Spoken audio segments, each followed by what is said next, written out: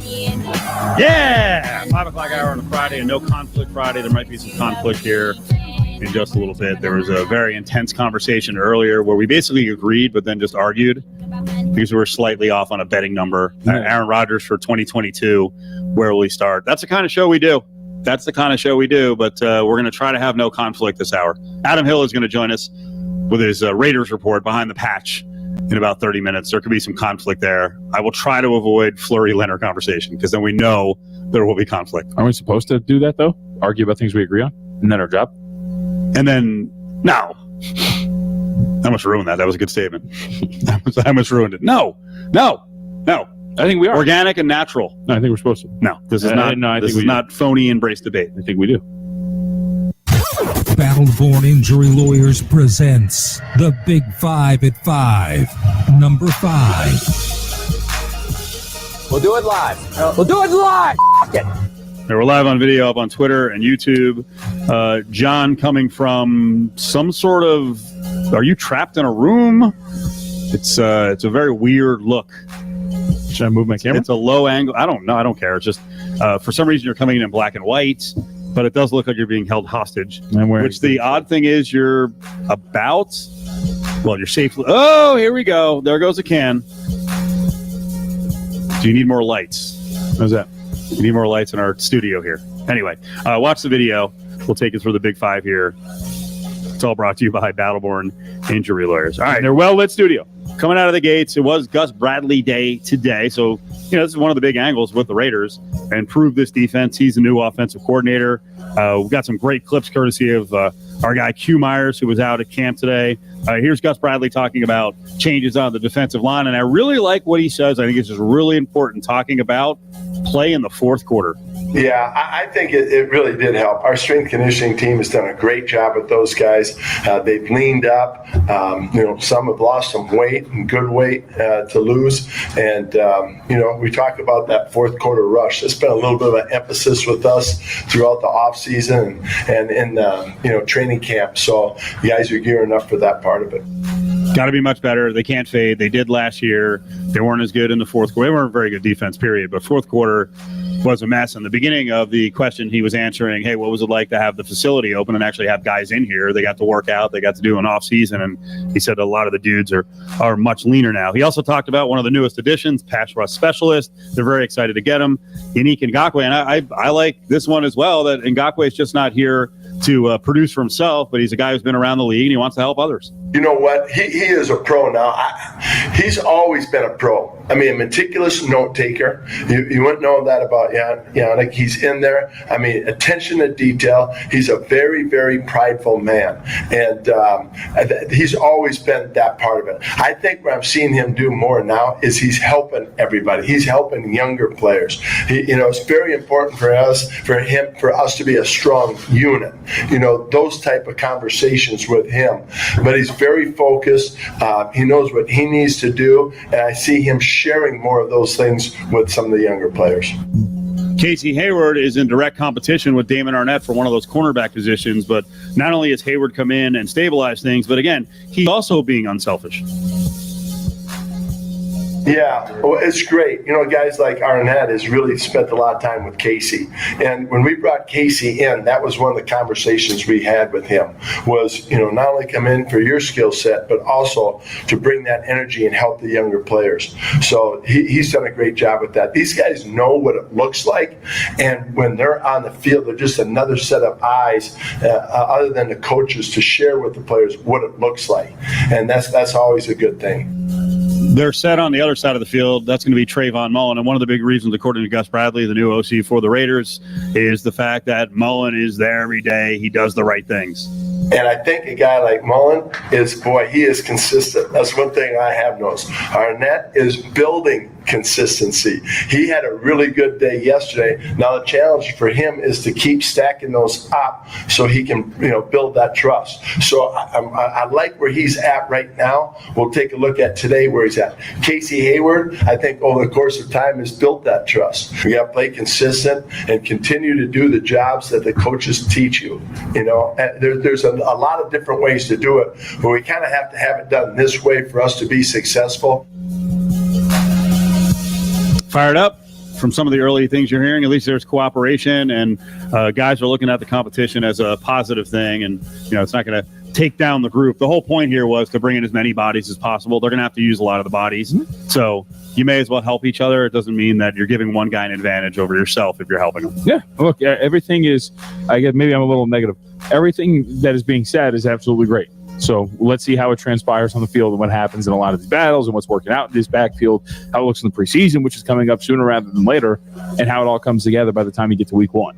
That's the most important part, right? Is the actual tangible results on the field. You can throw bodies at it, you can talk about it, but until the end of the day, the last time we saw the Raiders on the field, the secondary struggled. So we got to see it actually in action. Number 4. Again, Adam Hill, Raiders insider, part of the company. He'll be up in about 20 minutes with his report from what happened at camp today. Oh boy. Sore subject. No conflict Friday. I don't know why I'd bring this up, but Carson Wentz, foot injury, out indefinitely. Saw that Schefter mentioned about an hour and a half ago. It's not expected to be a season-long thing. Like, why are you even saying that? All right. Boy, oh boy. This is not good, especially because they have put all the eggs in the Wentz basket. Eason and Ellinger. Yep. Jacob Eason, Sam Ellinger. There's got to be a veteran, no? There's not. Wow. That's it. Now, remember, Jacob Eason was supposed to be the guy of the future, allegedly, by some. So maybe Jalen Morton out of Prairie View A&M. All right, so how you feeling here? They gave up, a pretty nice package of players. They anointed him the future, and he's been a guy who's been off injured. Not great. I mean, it doesn't really feel great at this point right now. You've mentioned. I mean, I think the oft-injured thing is a little overblown with Carson Wentz, but there, look, two out of the last 3 seasons, he's played 12 games or fewer, right? He's had some 16-game seasons in there, too, so we'll see if that's going to be the case. What's going to happen here, but injuries have been part of the story with Carson Wentz. To me, look, there was a reason why you had Jacoby Brissett for all that money on your roster, right? It actually pays to have a backup quarterback you really trust, and Brissett was that guy, and now you don't. And now it's Jacob Eason and Sam Ellinger. And that is not great. It's a really good run-blocking offensive line. It is a team that is going to rely on their run game and their tight ends. But at the same time, you got to trust in the trigger guy. And you already had some tepid trust to begin with at the guy who was slated to be your starter. Number 3. Dodgers, Padres, Giants. The biggest story, I think, of the trade deadline. Deadline came and passed at 1 o'clock today, but the NL East was real active, and it's real competitive. And I've never believed that the Mets were going to run away with this thing, and there's been juicy prices available on the Nats. Well, that's gone. The Nats bailed. I mean, anyone they could trade, right? Anyone they could trade, they got rid of. Juan Soto. There was like multiple guys in the bullpen. Soto's still around. I was going to say Soto's the Prince of Bel-Air meme, right? Where he walks in and there's nothing left in the house. He's just sitting there with his hands in his pockets, all sad. All right, so who's the team? Mets, Atlanta, Philly. Atlanta picked up a whole new outfield in Soler, who struggled really badly, but is a former 40 homer guy from the Royals. Eddie Rosario, who struggled, but he's a former 25, 15 guy. He's a good hitter. Duvall's a low average guy, but a lot of RBIs, and was with the Braves at one point. Philly adds help on the pitching staff with Kyle Gibson from the Rangers, formerly of the Twins. Ian Kennedy might be the freaking closer. They've got Ranger Suarez pitching well, but he's a lefty. Kennedy comes in, older guy, but still throws hard as hell. And then the biggest splash in terms of the biggest name were the Mets, who got Javier Baez, who I think they're probably going to sign. So I've been joking about he and Lindor at second and short. We're talking, who knows, $600 million invested, because Lindor's north of 300. But they got Rich Hill last week. They got Baez, but they get the bad news today that DeGrom may be down until September, and also news earlier in the week that when Syndergaard finally comes back, that if he comes back, that he's probably just a bullpen guy. So, are you feeling good about the Mets? Not really. To be honest, and look, I don't really love their defense. Their defense is rated in terms of like defensive run saved as one of the lower tier teams in Major League Baseball. But I find myself gravitating towards Philly. Really? I like, how much I love Zach Wheeler. I think Zach Wheeler is a phenomenal pitcher. Has a very good shot at winning a National League Cy Young, especially considering what's going on with DeGrom. But it's also so for example, I'm not the biggest Javi Baez fan. And to add him to a lineup that has struggled with consistency, a guy who has routinely had more home runs than walks, right, in a season over the last 3 years, is a strikeout guy and is pretty boomer bust. It's actually almost every single one of those Cubs hitters, which is why that lineup has been like that for the last 3 years. You either explode for 13 or you get held to 1. So I like it to a certain extent, but don't love it. And I kind of like we've talked about, I will always defer to the teams that add more arms and consistent arms, and I think the Phillies did that. And I might be with you on the Phillies. Right. I've been thinking, hey, the Braves, because they've been good the last couple of years, they're going to storm back. I still don't know if I love their pitching staff. They did add Richard Rodriguez, who's a hard thrower from Pittsburgh, so that guy can go in as a righty, can go in front of left. Your outfield now has Jock Peterson, Jorge Soler, Abraham Almonte, who's actually been really good in a pinch. Did I mention Duvall? And then Rosario. But that starting pitching staff, it's not bad. Ian Anderson obviously has to get healthy. Lineup's ridiculous. I mean, Freddie Freeman, Albies, Austin Riley's been on fire, Swanson with that outfield. So I guess they would be the most complete team. I just don't love not having a hammer. But here's the thing with the Phillies. Nola is a hammer, but he's also, and I hate to keep bringing it up, but he's also an anti-vaxxer, and he said he's not getting it. He already missed time. Does he get it again? We saw John Rahm catch it twice, and is not being vaccinated, not being past the threshold, going to hold the Phillies back all season long because they're having to go into the minors and make changes every couple of days because of contacts and positive tests. Mm-hmm. And I think too, I think that's pretty fair. I think the defense has not been good either, which is going to hold them back at times. Hell, it's let down Wheeler a lot too in some of his starts, and that's going to be a little bit of a difference as well. Can I bring up something really quickly? By the way, there was a day many weeks ago in which you scoffed at me. Oh no! Scoffed. What am I getting called on the carpet for? It's super minor and dumb, but it's going to be. But I good. like you to remember. You kept receipts. You scoffed at me when I suggested the Pirates would get something for Richard Rodriguez and they would trade him. Did I really? Yeah, you did. Why did I do that? I don't know. I kind of like that guy. Yeah, you're like that. You did one of your things where where I'm talking and making a point and you do this, just like that. And I didn't say anything. And I'm like, what? And you're like, nah, he's fine. Hard thrower, but I don't know. And I'm like, okay. And sure enough, there it is. Come on. You do realize we have a lot of video interface with Ari. There's a great possibility that I was making the face at something he did. No, you responded to me. You said something. And then I crapped on you? Yeah. All right. You were right. Richard Rodriguez, great piece for the Pirates. Do you know they got back? I want to look it up now because now we'll track this. Yeah. We should track this for years. Like 7 years. Watch it turn out to be some 30-30 guy or some power reliever who's our closer for 10 years in Pittsburgh. Number 2. It's impossible. I think that the Pirates are contractually obligated to trade a guy after 4 years. That's a good point. Biggest winner of the trade deadline, I think the White Sox are I was going to say close. White Sox did a really good job. I like what they did with their bullpen, but it's hard to argue against the Dodgers. And while Padres fans were like, we're fine. And last night, Musgrove was like, oh, we like, we're good. And I saw, what did AJ Preller say earlier?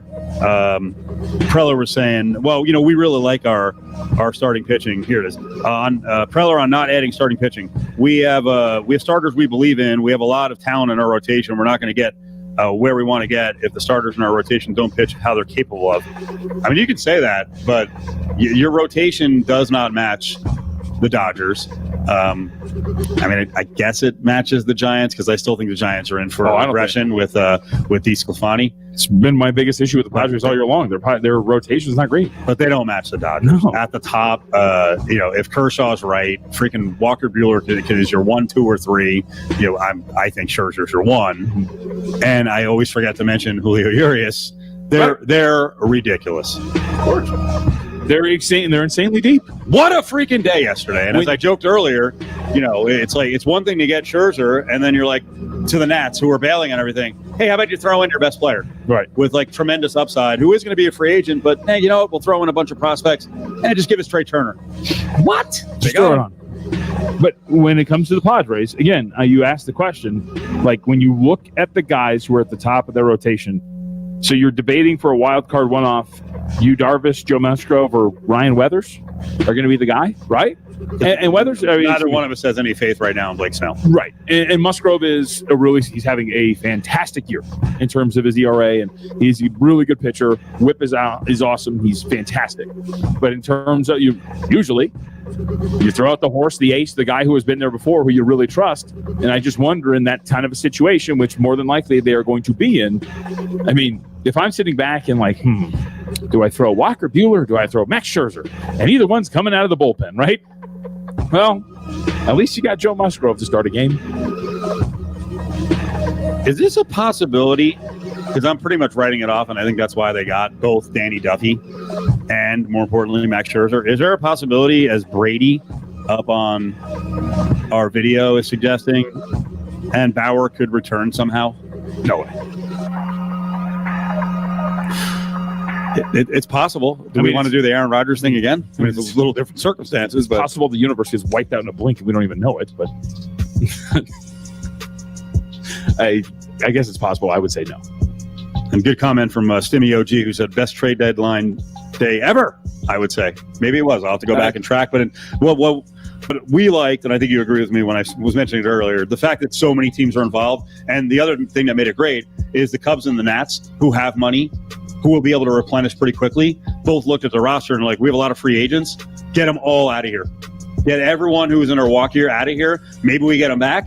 Mm-hmm. Like they got a great, whatever we're at now, 90 games, right? 100 games out of Schwarby. But what's the point of keeping a guy around who's on a 1-year deal? He was hot as a pistol in June. Mm-hmm. Get something for him.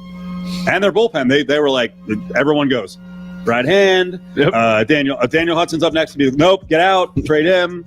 That's the way you do it. If you're going to do it, freaking strip it. Hell yeah. And try to get as many usable bodies in the minors back. Or if you're the Angels, just trade or tread water. The top young guy and just maintain your 500 status for the next 6 years where you have two of the best players in baseball. One more team to mention. Could the Yankees be considered a winner? They may not have gotten like the biggest names out there. But you just mentioned Heaney is a really good addition. They got two good hitters. They control Gallo. Gallo could turn into a freaking star. By the way, they got Gallo and Rizzo, and I don't think they're paying any of the money, which how are the Yankees getting away with that? And the thing I like the most, I saw this number, now on the Yankees roster, 13 of the 26 players are 6'5" or taller. So let's go. Little basketball. So much size, yeah. And you want to fight? Right. Let's go. Let's do it. Let's go. I kind of like what they did, right? And I'm always down with teams who fill needs at a high level. We need left-handed power. Okay, there's Anthony Rizzo and there's Joey Gallo. We need a starting pitcher. Okay, there's Andrew Heaney, who's a really good strikeout guy who's got a lot of stuff to work with.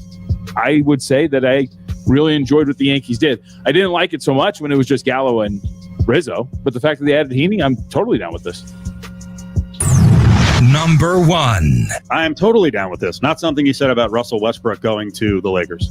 Not entirely. I'm not down with it as they are currently constructed, so we'll see them add pieces. But it's just about the fit. I think you should know this. I'm actually a very big Russell Westbrook fan. He's one of my favorite basketball players to watch.